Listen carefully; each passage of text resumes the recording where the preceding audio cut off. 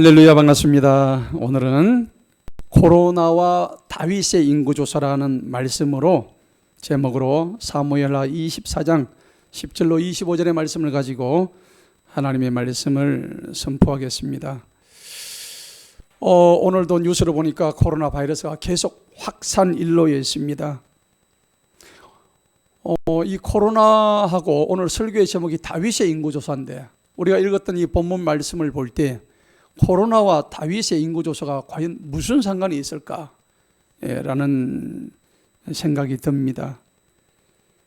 그래서 일단 우리가 코로나 바이러스가 뭔가라는 의미를 우리가 알아야 됩니다. 자, 우리가 영상을 보시게 되면 코로나라 뜻이, 코로나라는 것은 저기 왼쪽에 보면 저기 태양이죠. 태양이 이렇게 가려서 확 이렇게 피어나는 장면인데, 옆에 화염이 이렇게 불을 뿜는 장면입니다. 그래서 태양에서 나오는 방사되는 빛, 그것을 코로나라고 그럽니다. 그런데 이 바이러스의 형태가 코로나와 닮았다 그래서 코로나 바이러스라 그럽니다. 여러분, 코로나 바이러스 보십시오. 예쁘게 생겼죠? 징그럽습니까?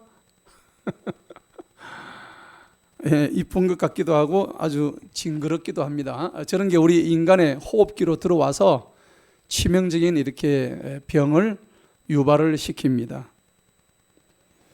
여러분, 어찌됐든 이 전염병이란 것은 원인이 뭘까요? 뭐 때문에 이렇게 전염병이 전 세계를 강타를 하겠습니까? 그것은 한마디로 결론적으로 말씀드리면 하나님의 뜻입니다. 하나님께서 허락하신 뜻이 아니면 이 전염병이라는 것은 일어날 수가 없는 것이죠. 왜냐하면 하나님은 이 세상의 모든 일들을 간섭하고 섭리하시는 분이시라는 것입니다. 아멘? 하나님이 모든 세상의 일들을 간섭하고 섭리하신다는 거예요. 그래서 욥기서 12장에 보니까 9절로 10절의 말씀을 한번 보겠습니다. 여러분, 이 말씀을 잘 한번 읽어보시기 바랍니다. 시작. 이 모든 것 중에서 누가 주님의 손이 이 일을 이루신 줄을 알지 못하겠느냐?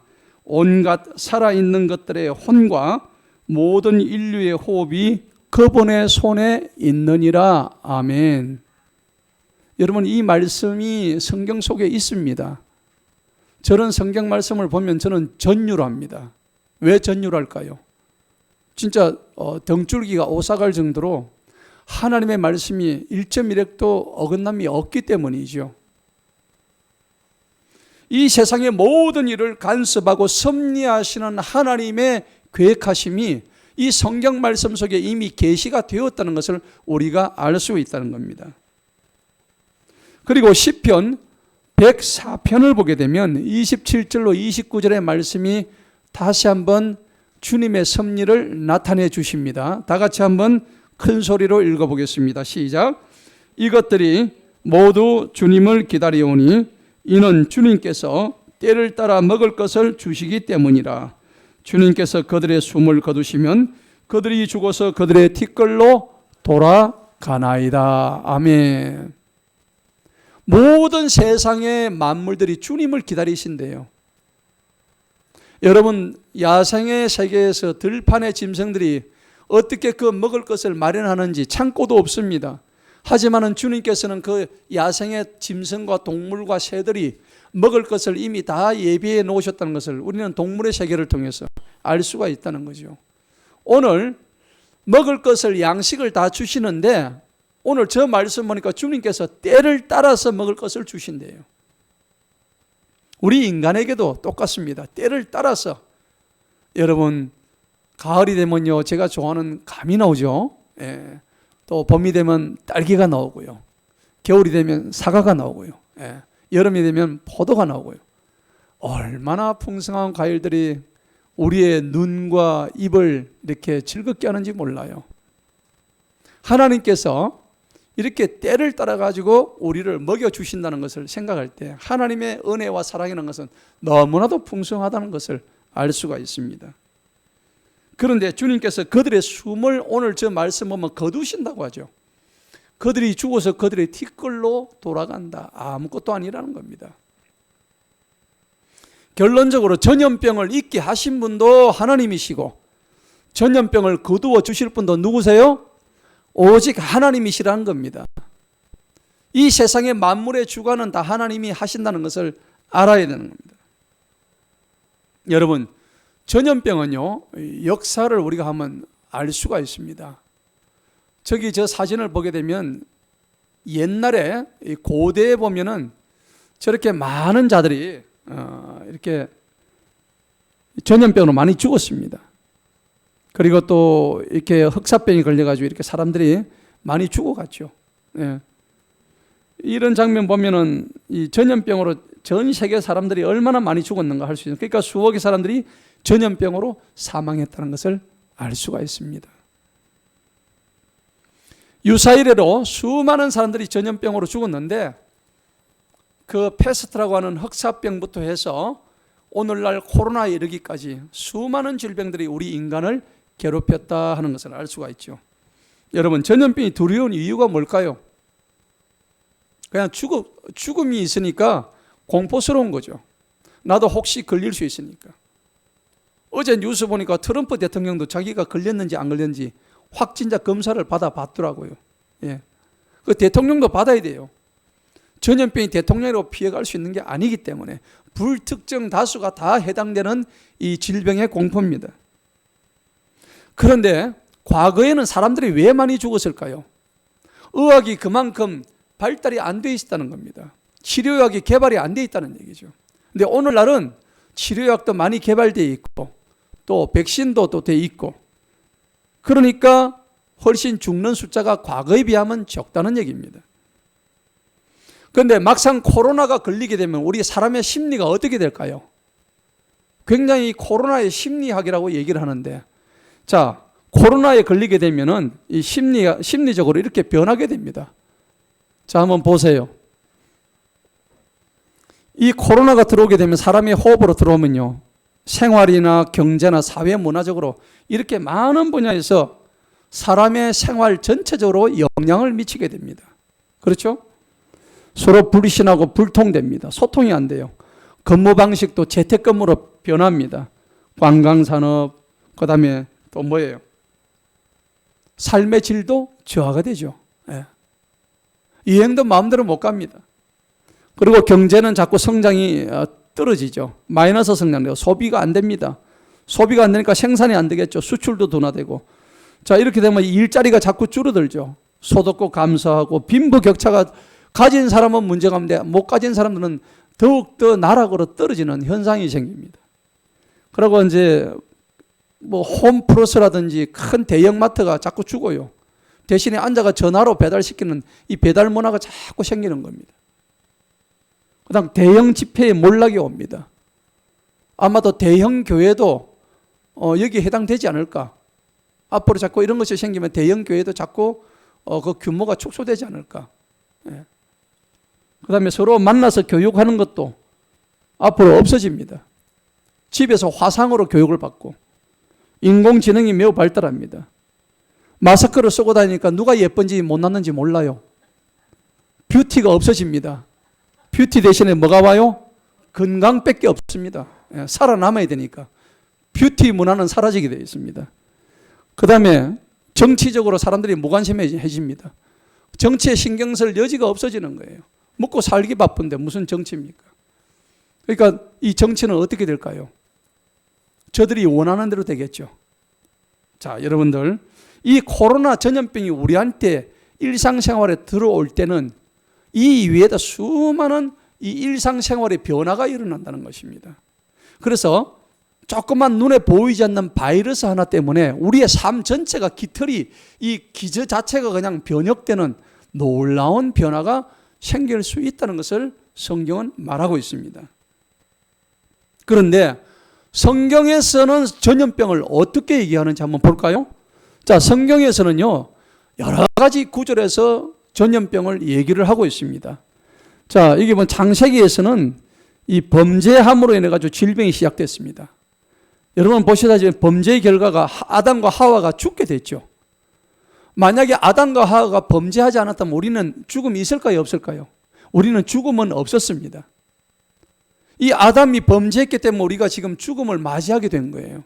그때 범죄하지 않았더라면 우리는 계속해서 그 에덴 동산에 살 수 있었을 텐데, 이 선조들의 잘못으로 인해서, 범죄 때문에.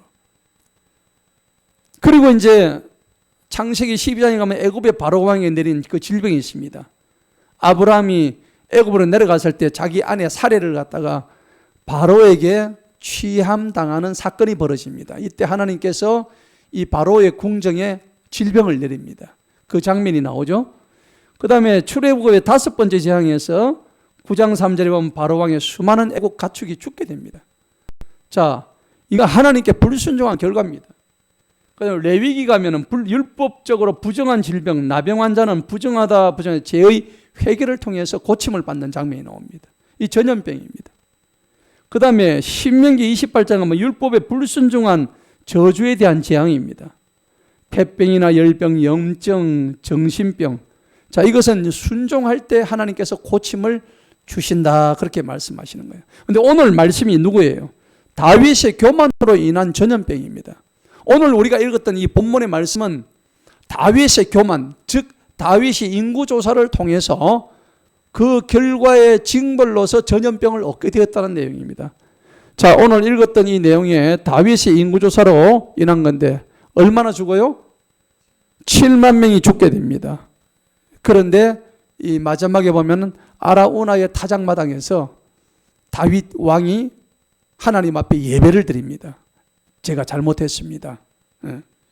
그렇게 자기 자신을 고백하기 때문에 하나님께 용서받는 대목이 오늘 본문의 구절입니다. 자, 오늘 우리 본문 말씀을 한번 보시게 되면, 자, 성경을 한번 보시기 바랍니다. 10절에 보면 백성의 수를 센 후에 다윗이 마음의 가책을 받았더라. 여러분, 다윗 왕이 정말 참 괜찮은 왕이었어요. 옛날에 사울 왕 있을 때 막 쫓겨다닐 때만 하더라도 마음이 참 이렇게 순수했습니다. 그래서 하나님의 온갖 사랑을 독차지했습니다. 하나님 마음에 합한 자가 되었었습니다. 그래서 다윗이 왕이 되었을 때 주님께서 다윗 왕을 엄청나게 많이 도우셔서 그 다윗 왕국을 강성하고 아주 부국이 되게 하셨어요.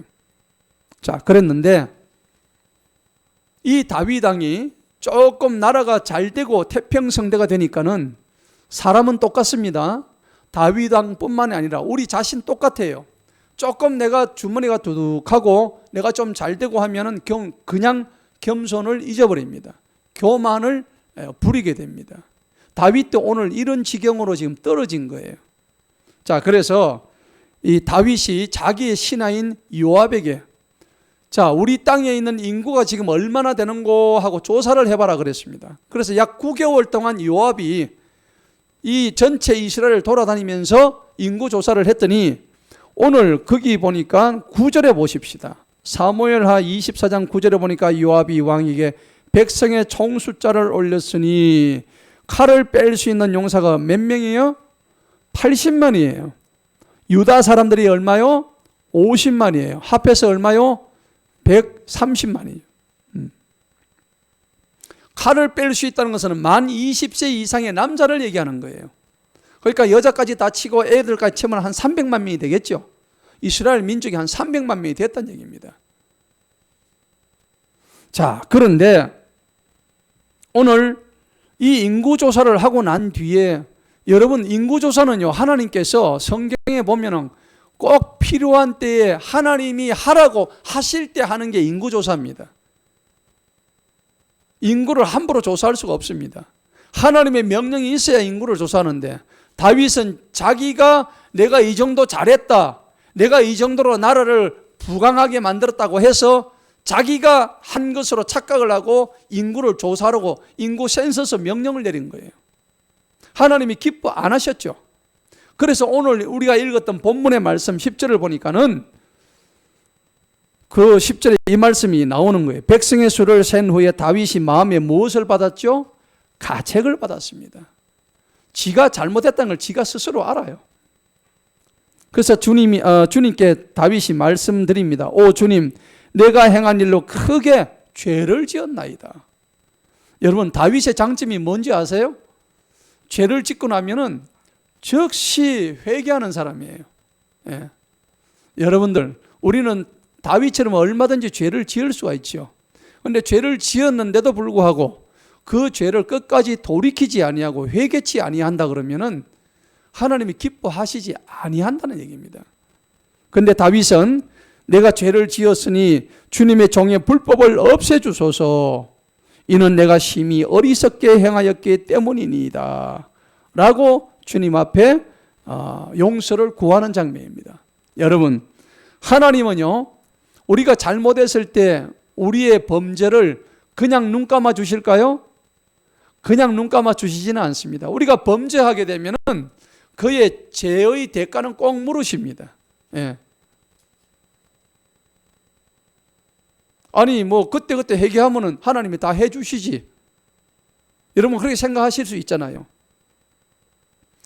어떤 아버지와 아들이 있었습니다. 이 아들놈이 하도 아버지 속을 썩이길래 죄를 많이 지었어요. 그래서 이 아들이 죄를 지을 때마다 어떻게 이놈을 좀 훈계할까 생각을 하다가 한 번씩 잘못할 때마다 그 아들 방 앞에다가 큰 널빤지에다가 못하고 망치를 갖다 놓았습니다. 한 번 잘못할 때마다 못을 박아라 그랬습니다. 아들 보고. 그래서 이 아들은 신나게 우리 아빠는 나를 항상 용서해 주니까. 그래서 못을 박았는데 나중에는 그 널빤지 전체 못을 더 이상 박을 수 없을 만큼 빽빽하게 못이 차기 시작했습니다. 근데 이제부터 차기 시작하니까 이제 아버지가 얘기합니다. 아빠 내가 더 이상 박을 데가 없는데 그러니까. 그런데 네가 이제 그동안 잘못된 것을 더 이상 저지르지 마라. 아빠가 용서해 주니까. 네가 한 번씩 용서할 때마다 그 못을 하나씩 빼거라 했습니다. 그래서 아빠한테 가지고 하나씩 자기의 잘못을 용서받을 때마다 그 못을 다 뺐습니다. 다 빼고 나니까는 처음에 갖다 놓았던 그 아주 예뻤던 널빤지가 곰보딱지가 됐습니다. 못 자국으로 인해서. 여러분, 처음에 널빤지가 아니었습니다. 우리의 모습이 마찬가지입니다. 우리가 죄를 지을 때마다 우리의 마음 심령에, 우리의 육신에 마치 못을 박았다가 다시 빼듯이 그 자국은 우리 몸에 그대로 남는다는 얘기입니다. 여러분, 하나님은 흠이 없는 자들을 원하십니다. 아롱다롱한 그 양을, 순양을 원하는 게 아니라 흠이 없는 무흠한 어린 양을 원하신다는 것입니다. 여러분들, 가능한 죄를 짓지 않는 대열에 동참하시기를 바랍니다.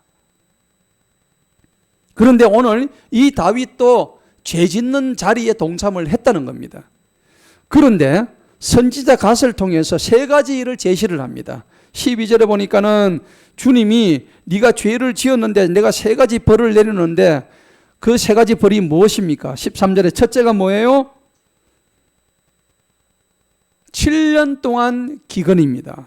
13절 보시기 바랍니다. 13절에 보니까 왕의 땅에 7년 동안 기근이. 자, 두 번째는 왕의 원수들이 왕을 뒤쫓는 동안 그들 앞에 3개월 동안 도망을. 그리고 세 번째는 왕의 땅에 며칠 동안? 3일 동안 전염병. 여러분들이 만약에 왕이면은 이 세 가지 중에 어떤 걸 택하시겠습니까? 기왕에 받는 벌. 아마 다윗은요, 첫 번째하고 두 번째는 지긋지긋했을 것입니다. 7년 동안 기근을 한다는 것은 이거는 어마어마한 형벌이거든요.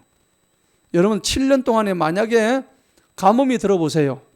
마실 물도 없고 미치지 않겠습니까? 씻을 물도 없이 얼굴이 전부 다 시커매가지고 이런 지경 되면 참 난감할 겁니다. 그럼 마실 물이 없으니까 농사도 안 되는 거예요. 굶어 죽어야 될 판이에요. 그리고 3개월 동안 도망을 다닌다는데 이미 다윗은요, 원수인 사울 왕으로부터 엄청나게 도망을 다녀봤던 사람들입니다. 너무나 거기에 대한 지긋지긋한 기억이 있는 사람인데 또 3개월간을 도망을 다니라고 얘기하니까 이것도 못하겠는 거예요. 그래서 다윗은 가장 손쉬운 3일 동안의 전염병을 택했습니다. 자, 그랬죠? 그러니까 15절을 보시기 바랍니다. 15절을 보니까 그러므로 주님께서 아침부터 정해진 때까지 이스라엘 위에 뭘 보내요? 전염병을 보냈습니다. 단에서부터 보엘, 세바에 이르기까지 백성 중에서 7만 명이 죽었습니다. 7만 명이요. 여러분, 얼마나 많은 사람이 죽었겠습니까? 참 안타까운 일입니다. 전염병은요, 기간이 정해져 있습니다. 오늘 15절에 보니까는요, 아침부터 언제까지요? 정해진 때까지입니다. 여러분, 전염병이 기간이 있을까요, 없을까요? 반드시 정해진 때가 있습니다. 출애굽기 9장 5절에 보면 기간을 정하여 하나님께서 전염병을 내렸다고 기록이 되어 있습니다. 아멘? 그럼 이 코로나 바이러스도 전염병인데 기간이 정해져 있습니다. 그럼 이 기간은 누가 알까요? 오직 하나님만이 아십니다. 우리 인간은 도무지 알 길이 없습니다. 자, 그래서 아침부터 저녁까지 이스라엘 위에 전염병을 보냈는데 7만 명이었어요. 며칠 동안요? 단 3일 동안에. 자, 16절 보세요. 천사가 그의 손을 예루살렘으로 내밀어서 예루살렘을 또 멸망시키려고 했습니다. 유다에 있는 예루살렘까지 내려가려고 했는데 주님께서 그 재앙으로부터 후회하셨더라. 주님이 왜 후회하셨을까요? 너무 심하게 쳤다 이렇게 생각이 드셨던 겁니다. 우리 하나님은요, 긍휼의 하나님이시거든요. 인자의 하나님이시거든요. 그리고 우리를 위해서 오래 참으시는 하나님이시거든요. 우리는 남을 위해서 오래 참지 못하잖아요. 그렇죠? 우리는 남을 위해서 오래 못 참아요. 그냥 내 성격대로 해버립니다. 그런데 하나님은 오래 참으시는 분이십니다.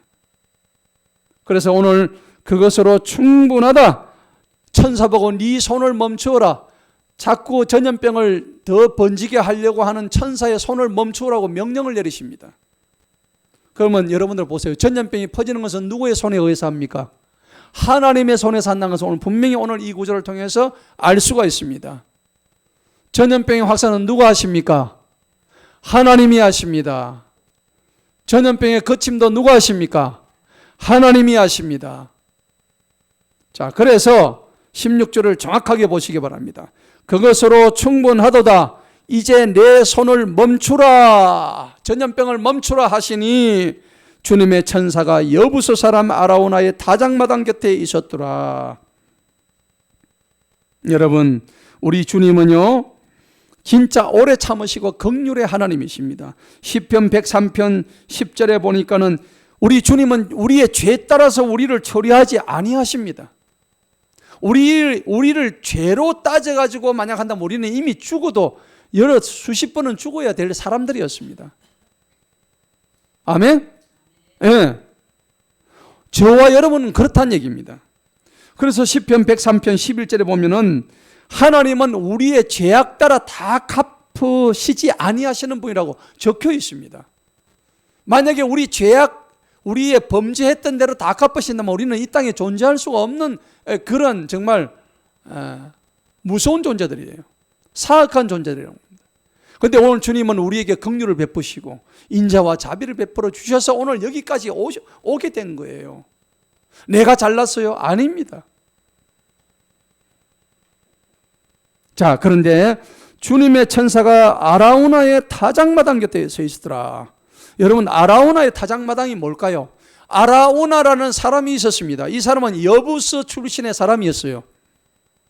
그런데 이 아라우나라는 타작마당이 뭐냐니까. 여러분, 타작마당 아시죠? 타작은 뭐합니까? 한 가을에 곡식을 다 모아가지고 그 도리깨로 타작을 하는데 알곡은 이 가장 높은 데 가면 바람이 불면은 알곡은 밑으로 떨어지고 그 다음에 그 가라지는 어떻게 돼요? 바람에 날려가지고 저기 한 곳에 쌓이게 됩니다. 그러면은 농부가 가라지는 가라지대로 거두어 들여서 별도로 창고에 거두어 들고 그 다음에 알곡은 알곡대로 저장소에 또 넣어둡니다. 알곡은 우리가 양식으로 쓰게 되고 가라지는 나중에 아궁이에 불태울 때 쓰는 땔감으로 쓰는 게 가라지입니다.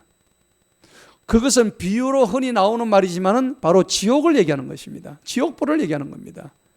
자, 그래서 아라우나의 타작마당이 어디에 있었냐니까 여러분 이게 앞에 보면은 모리아 산이라고 있습니다. 아브라함이 자기의 독자 이삭을 모리아 산 제단 위에 올라가가지고 독자 이삭을 번제로 하나님 앞에 드렸던 장소가 이 바로 아라오나의 타작마당입니다. 자, 그래서 17절을 보시기 바랍니다. 17절을 보면 다윗이 백성을 치는 천사를 보고 주님께 말씀드리기를 보옵소서. 내가 죄를 지었나이다. 내가 사악하게 행하였나이다. 여러분, 다윗의 고백이 내 고백이 되기를 축원합니다. 여러분, 이 코로나 사태 앞에서 하나님, 나의 죄로 인해서 이 코로나가 번지고 있음을 주님 앞에 고백합니다. 하나님, 저들의 죄를 용서하소서. 주님, 저의 죄를 용서하옵소서. 이 코로나 사태를 맞이할 때에 바라보는 눈이 남의 죄가 아닌 바로 이 사태에 나의 죄를 바라보는 동기가 되기를 간절히 축원합니다. 오늘 다윗은 바로 그러한 자세로 주님 앞에 임했다는 것을 알 수가 있습니다. 자, 심지어는 뭐라고 얘기하는가 한번 보시겠습니다. 그러나 이 양들은 무슨 일을 하였나이까? 이 양들은 죄가 없다는 얘기입니다. 내가 원하노니 주님의 손으로 나와 나의 아버지 집을 치소서. 나를 때려 주소서. 나를 죽이게 해 주소서. 다윗은 이런 심정으로 주님 앞에 고백을 합니다. 여러분들, 오늘 이 고백이 저와 여러분의 고백이 되기를 간절히 축원합니다. 하나님, 이 코로나 사태가 발병하게 된 원인이 저에게 있습니다. 세상에 사악한 사람들 많지만은 바로 그 원흉이 바로 저입니다. 라는 마음으로 주님 앞에 우리가 겸손하게 엎드릴 때에 오늘 이 다윗과 같은 놀라운 아라우나의 타작마당이 우리에게 펼쳐져 있다는 것입니다. 오늘 이와 같이 다윗은 정치 지도자입니다. 한 나라의 왕입니다. 왕으로서 리더십이 얼마나 중요하다는 것을 우리가 깨달을 수가 있는 것이죠. 이 와중에 우리도 지금 4월 총선이 예비되어 있습니다. 우리는 총선의 일꾼들을 뽑을 때 이 다윗과 같이 하나님 마음에 합한 자를 뽑아야 될 줄로 믿습니다. 이 다윗과 같이 백성들을 생각하는 지도자를 뽑아야 될 줄로 믿습니다. 그래서 사무엘상 13장 14절에 보면 하나님께서 다윗을 내 마음에 합한 자라고 성경은 기록하고 있습니다. 여러 가지 의미로 볼 때 다윗의 인구조사의 의미가 있습니다. 자, 다윗의 인구조사의 의미를 한번 보시기 바랍니다. 앞서서도 제가 말씀드렸다시피 다윗의 승리했던 것은 전적으로 하나님의 도우심이었습니다. 그럼에도 불구하고 그것이 자신의 승리인 양 기고만장했습니다. 지가 잘나서 승리한 것처럼. 그런데 이 다윗은 인구조사를 통해서 더 강력한, 더 공고한 군대를 만들고자 애를 썼다는 것입니다. 여러분, 군대가 무슨 소용이 있습니까? 하나님 앞에는 군대가 소용이 없습니다. 아무리 강성한 군대라도, 미국의 트럼프 대통령이라 할지라도 하나님 앞에 서면은 아무것도 아닙니다. 다윗도 지금 이렇게 착각을 하고 있는 중입니다. 그래서 하나님을 잊은 사람의 행위에 대한 심판이 오늘 다윗의 인구조사에 대한 전염병 재앙인 것입니다. 세 가지 벌 중에서 전염병을 다윗이 선택을 했지만은 7만 명이 죽자 다윗은 즉각적으로 회개를 하게 됩니다. 그리고 아라우나의 타작마당에서 예배를 드림으로 용서받고 비로소 이 전염병이 그치게 된다는 줄거리가 오늘 본문의 내용인 것입니다. 지금 여러분들 코로나 바이러스하고 다윗의 인구조사를 한번 생각을 해보는데 오늘까지 코로나19 확진자 현황입니다. 한번 보시기 바랍니다. 전 세계에 어제까지 14만 명의 확진자가 나왔어요. 그렇죠? 총 사망자가 5,500명입니다. 나라별로 보게 되면은 저 가운데는 이스라엘이 보이죠. 유럽이 보이죠. 여러분들. 저 가운데 유럽이 보이잖아요. 이제는 유럽이 새로운 진원지가 되고 있습니다. 처음에는 저 아시아, 중국, 한국, 일본 쪽에서 했던 것이 이제는 유럽으로 가고 저 미국이 지금 시뻘겋게 되어 있습니다. 미국이 지금 확산 일로에 지금 놓여져 있습니다. 지금 노랗게 남아있는 저 남미, 그 다음에 저쪽에 아프리카, 남미하고 아프리카 저 러시아 쪽만 조금 남아있지 거의 지금 다 퍼진 상황입니다. 시간 문제입니다.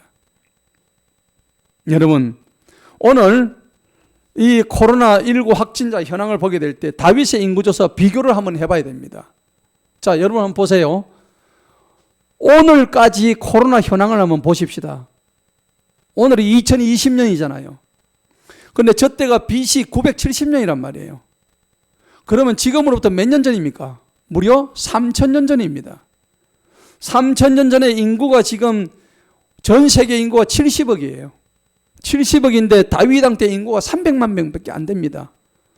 70억 중에서 확진자가 13만 8,600명이 나왔는데 그 당시에 확진자가 얼마나 왔을까요? 3일 동안에 확진자가 얼마나 왔을까요? 나오나 마나 그냥 바로 죽었을 것입니다. 그런데 사망자 보세요. 70억 중에서 5,547명이 죽었는데 300만 명 중에서 7만 명이 죽었습니다. 비교가 됩니까? 여러분들 지금 70억 중에서 5,500명 죽었다고 전 세계가 지금 항공편이 끊어지고 경제가 추락하고 학교가 쉬고요.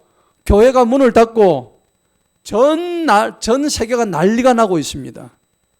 그러면 보십시다.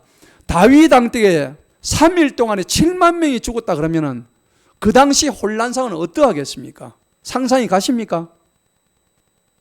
여러분, 우리는 그냥 막연하게 성경을 읽지만은 한번 제가 비유를 한번 해봤습니다. 한번 비교를 해봤어요.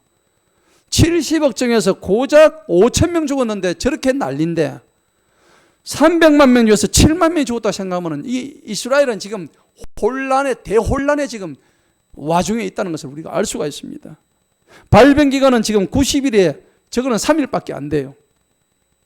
경제적인 손실은 전 세계 지금 수백조 원이 났습니다. 그러면 이스라엘은 얼마나 났겠습니까? 여러분, 비교도 되지 않는 어마어마한 참상을 다윗 왕 때 전염병을 통해서 우리는 알 수가 있는 겁니다. 다윗 왕 때 7만 명이 죽었다는 숫자는 지금 5,500명 죽은 건 비교가 안 되는 숫자예요. 지금은 70이에요. 그 당시에 300만이에요. 그리고 거기는 이스라엘 안에서만 이루어졌던 그런 재앙이란 말이에요. 우리가 이걸 보게 되면은 이때 다윗 왕 때 7만 명이라는 것은 우리는 성경의 한 구절을 그냥 읽고 지나치는 그런 것밖에 안 되지만 절대 그 한 구절이 그렇게 여러분들 생각하면 가벼운 구절이 아닙니다. 이게 엄청나게 심각한 구절입니다. 오늘날의 사태에 비교를 해보자면은 7만 명 죽었다는 사실은요, 만약에 지금 7만 명 죽었다 해보십시다. 지금 전 세계는 더 난립니다. 완전히 오고 가고 발걸음 다 끊어버릴 겁니다. 지금 우리나라가 130개국에서 대한민국 사람 못 들어오게 다 막았다잖아요. 그러면 우리가 7만 명 죽었다면 모든 나라가의 왕래가 다 끊길 것입니다. 무서운 경제적인 피해는 뭐 말로 다 할 수 없고, 그런데 이런 일이 지금 이스라엘에서 단 3일 동안에 벌어졌다는 얘기를 우리가 지금 성경을 통해서 보고 있는 거예요. 그럼 여러분이 다윗 왕 같으면 이럴 때 정치 지도자로서 어떤 선택을 해야 되겠습니까? 이제 오늘 성경 본문 말씀에 해답이 여기 있는 거예요. 여러분이 다윗 왕 같으면 어떻게 하시겠어요? 7만 명이 지금 나자빠져가 지금 죽어가고 있는 이 어마어마한 확진자들이 자꾸 생겨져 가고, 여기서 그치지 않고 지금 예루살렘으로까지 지금 천사가 와가지고 전염병이 지금 더 번지려고 하는 이 때에 어떻게 해야 될까요? 중요한 포인트가 오늘 18절에 딱 나타나 있습니다. 자, 18절 보시겠습니다. 그날에 갓이 다윗에게 와서 그에게 말하기를, 이 갓이란 사람은 선견자입니다. 선지자입니다. 다윗에게 항상 옳은 말을 했던 선지자입니다. 여러분, 선지자의 말을 잘 들으시기 바랍니다. 그래서 그에게 말하기를, 올라가서 여부스 사람 아라우나의 타작마당에다가 주님께 제단을 쌓으소서. 제단을 쌓아라. 여러분, 하나님 앞에 예배를 드리는 얘기입니다. 이 전염병을 거치게 할 수 있는 가장 중요한 게 예배를 드리는 얘기입니다. 예배를 무시하지 말라는 얘기입니다. 그랬더니 19절에 보십시다. 19절에 보니까 다윗이 갓의 말에 따라서 주님께서 명령하신 대로 내려갔습니까? 올라갔습니까? 그대로 올라갔습니다. 생각할 여유 없었습니다. 달리 생각하지 않았습니다. 그냥 선지자가 얘기하는 대로 그냥 그대로 위로 올라갔습니다. 20절에 보니까 아라우나가 바라보니 왕과 그의 종들이 자기를 향해서 오는 것을 보고, 이 타작마당이 누구 거였습니까? 아라우나의 타작마당이었습니다. 여러분, 이 아라우나의 타작마당 그림을 한번 보여주시기 바랍니다. 이 아라우나의 타작마당을 보게 되면 굉장히, 여러분 이거 보십시다. 이게 그 당시 타작마당이에요. 이 산의 정상에서 타작을 하기 위해서 소가 저기 끌고 있고 곡식을 빙빙 돌려가면서 저렇게 타작을 하는 거예요. 그러면 바람이 불면 알곡은 가운데 남고 이 겨들은 전부 다 저 바깥에 다 쌓이게 됩니다. 이 땅의 주인이 누구였습니까? 아라우나 거였습니다. 아라우나의 타작마당이었습니다. 이게 역대상 21장 가면 똑같은 구절이 나옵니다. 근데 거기에는 아라우나로 나오지 않고 오르난의 타작마당으로 나옵니다. 예. 여러분 성경을 많이 읽으신 분들은 그 내용을 아실 것입니다. 아라우나하고 오르난은 같은 사람입니다.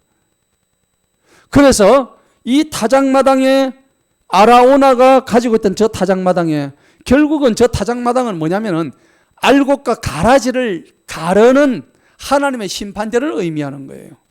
저기를 다윗이 올라간 거예요.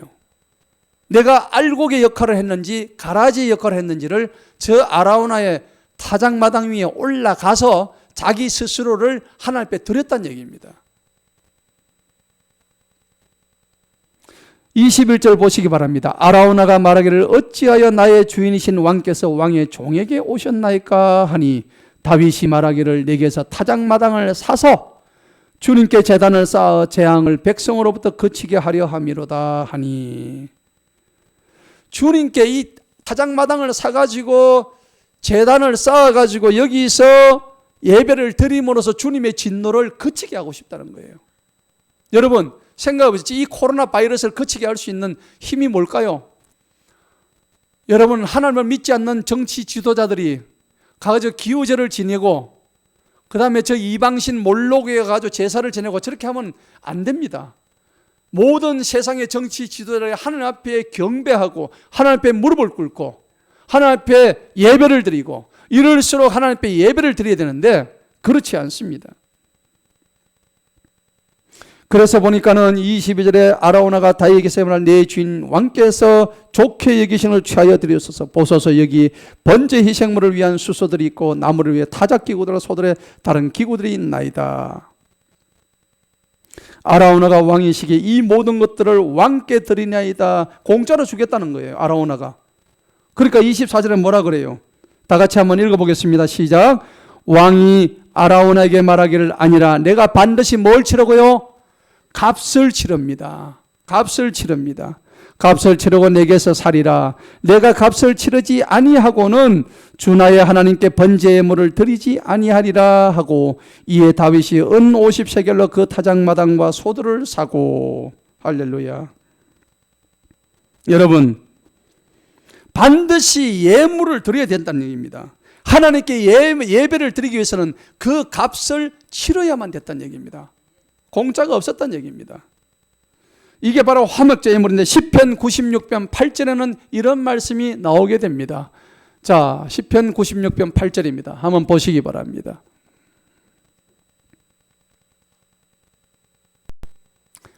시편 96편 8절 다 같이 읽어봅니다. 시작. 주님의 이름에 합당한 영광을 그분께 드릴지어다. 예물을 가져와서 그분의 뜰 안으로 들어오라. 아멘. 이게 바로 주님과 내가 그동안에 불편했고 주님과 나 사이에 화목하지 못했던 것을 화목제의 예물로 주님 앞에 드려서라도 하나님의 진노를 막겠다는 다윗의 생각이었던 것입니다. 여러분 다윗은 아라우나의 타작마당을 자기가 돈을 주고 샀으라도 하나님 앞에 예배를 드렸다는 얘기입니다. 그러면 오늘 저와 여러분에게 드려야 할 진정한 예물은 뭘까요? 여러분의 헌금이 될 수도 있겠지만은 여러분의 몸도 드려야 됩니다. 여러분의 마음도 드려야 됩니다. 여러분의 시간도 드려야 됩니다. 또 여러분들의 정성도 드려줘야 된다는 것을 기억하시기 바랍니다. 25절 읽어보겠습니다. 마지막 절입니다. 그곳에서 다윗이 주님을 위하여 제단을 세우고 번제 예물과 화목제 예물을 드리니라. 그러므로 주님께서 그 땅을 위한 간구를 들으셨더니 재앙이 이스라엘로부터 그쳤더라. 아멘. 드디어 전염병이 그친 거예요. 주님을 위해서 제단을 세웠더니 번제 예물과 화목 예물을 드렸더니 주님께서 그 땅을 위한 간구를 들으셨다는 것입니다. 오늘 말씀의 결론을 맺겠습니다. 코로나 바이러스를 우리가 이기는 방법이 있습니다. 왜냐하면 반드시 끝이 있기 때문입니다. 성경은 시작이 있으면 끝이 있다고 했습니다. 모든 만물의 시작과 끝은 오직 주님이십니다. 언제인지 우리는 모르지만은 우리가 먼저 주님 앞에 예배를 회복해야 됩니다. 그리고 우리가 먼저 이 사태를 지혜롭게 잘 대처해서 또 우리가 너무 많이 모인 장소에서 그렇게 하지 말고 조금 우리가 지혜롭게 세상 사람들이 보기에도 지혜롭게 예배를 드려야 됩니다. 예배를 피하는 습관을 해서는 안 됩니다. 그래서 우리는 다윗을 보고 배워야 됩니다. 오늘 다윗으로부터 우리가 배워야 될 여러 가지 교훈이 있는데, 첫째는 다윗은 이 자기가 받아야 될 인구조사에 대한 재앙을 통해서 자기 죄를 먼저 고백했다는 것입니다. 오늘 여러분께 드릴 권면의 말씀 첫 번째는 우리 죄를 고백하시기 바랍니다. 아멘. 주님 앞에 나의 죄를 먼저 고백하십시다. 주님, 제가 잘못했습니다. 역대하 7장 14절의 말씀입니다. 돌아오라 이스라엘아, 들으라 이스라엘아. 만일 내 이름으로 불리는 내 백성이 스스로 낮추고 기도하며 내 얼굴을 찾고 그들의 사악한 길에서 돌이키면 내가 하늘에서 듣고 그들의 죄를 용서하며 그들의 땅을 고쳐주리라. 주님이 말씀하셨습니다. 두 번째입니다. 다윗은 거듭되는 죄의 유혹을 피하지 못했습니다. 그는 이미 바세바를 취한 간음죄를 범한 죄인이었습니다. 그리고 충신 우리아를 전쟁터에 나가서 죽게 한 살인죄를 저질렀던 사람이었습니다. 그 점에서 정신을 차렸음에도 불구하고 다시 자기 나라가 강성해지고 잘 되니까 그 마음이 높아지고 교만해져서 하나님께서 하지 말라고 하셨던 인구조사를 하게 된 거예요. 여러분, 우리는 죄의 유혹을 끊임없이 받고 사는 존재입니다. 제가 아까 못을 치고 못을 뺀 그 널빤지를 생각해 보시기 바랍니다. 우리의 모습은 지금 곰보투승의 널빤지가 되지 않았는지.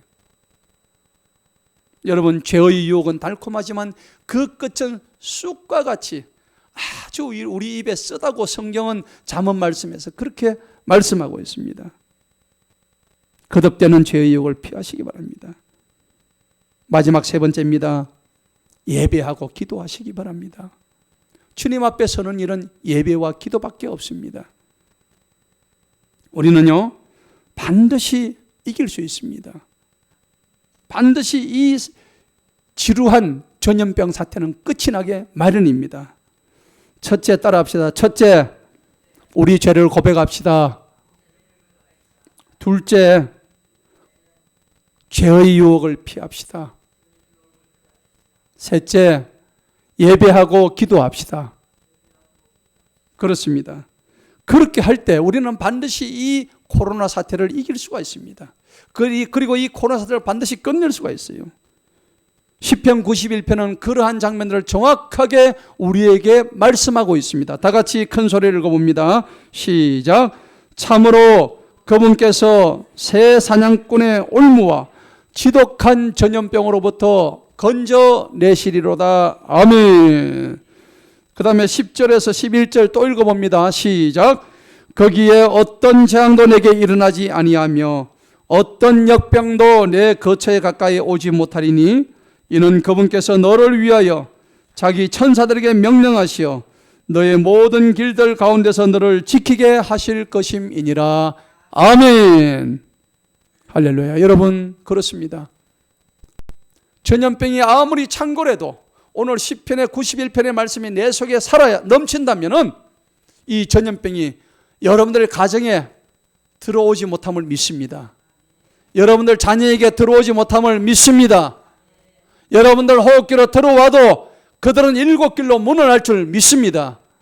6월절의 역사가 여러분들 가정과 여러분들의 몸과 여러분 자녀의 몸과 여러분들 이 교회에 하나님의 6월절의 역사가 나타나기를 간절히 축원합니다. 오늘 시편 91편의 말씀처럼 지독한 전염병을 이길 수 있는 것은 오직 우리의 죄를 용서하신 주님의 긍휼과 인자하심, 그 사랑을 가지고 열심히 달려나갈 때에 이 코로나 전염병은 반드시 해결되고 우리 앞에 놓여진 이 사단의 악한 이 저주의 전염병에서 끊어낼 줄로 믿습니다. 여러분들 예배를 회복하시고 예배를 버리지 마시고 예배에 전념하시면서 더욱더 기도하시고 더욱더 하나님 앞에 바로 설 수 있는 저와 여러분 되시기를 주님의 이름으로 간절히 축원합니다. 기도하시겠습니다.